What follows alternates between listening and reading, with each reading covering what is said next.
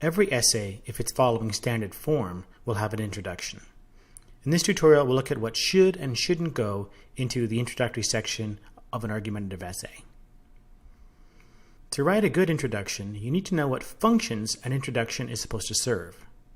An introduction has several distinct functions, but they all come down to making life easier for readers.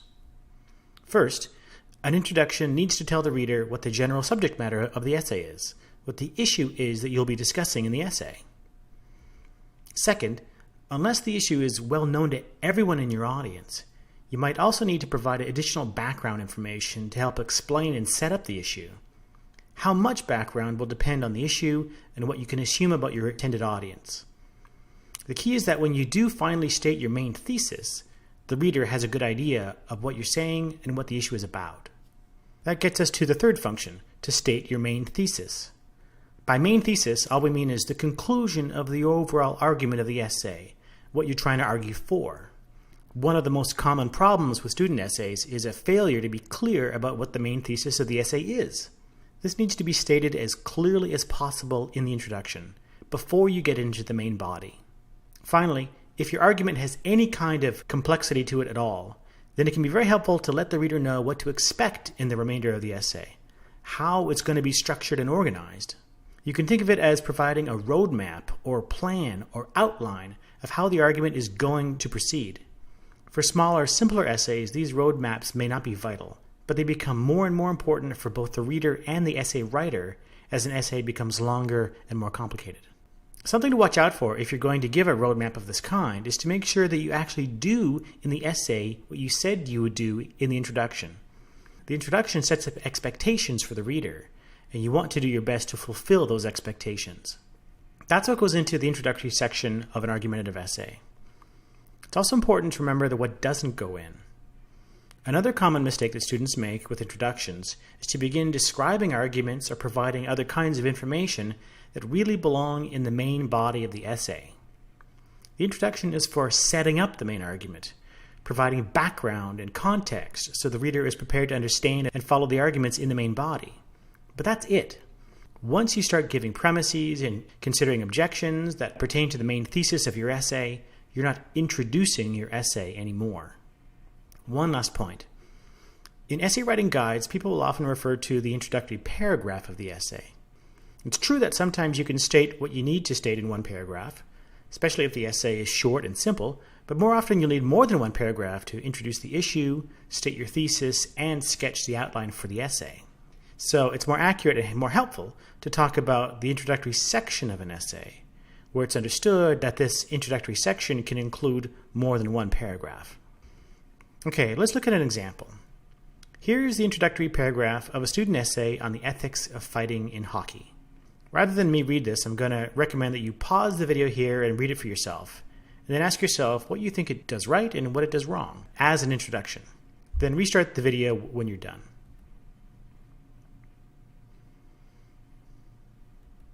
Okay, the first thing to say is, yes, there are some style and sentence structure issues that could be improved. But it's important to distinguish issues of style from issues of function. So for now, let's ignore the style issues. In terms of function, what does this introduction do right? Does it clearly introduce the issue? Is there a clear thesis statement? Does it tell the reader what to expect in the remainder of the essay? This introduction actually does a pretty good job on all three counts. It's clear that the issue is about the ethics of fighting in hockey. Mind you, there's still some room for clarification.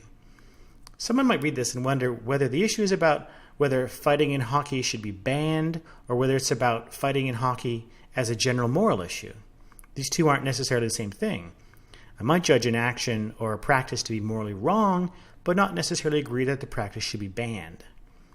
And it's also unclear whether this is about professional hockey or whether it's meant to include amateur hockey, and if so, what age range of players is being considered. So there's room for improvement in clarifying precisely what the issue is, but it's still not too bad. Now, does this introduction have a clear thesis statement? Yes, it does. The writer makes it clear in a couple of places what side he's going to come down on in this debate. But the clearest place is right here in the yellow highlighted sentence. In this essay, I will argue that fighting should be allowed in hockey.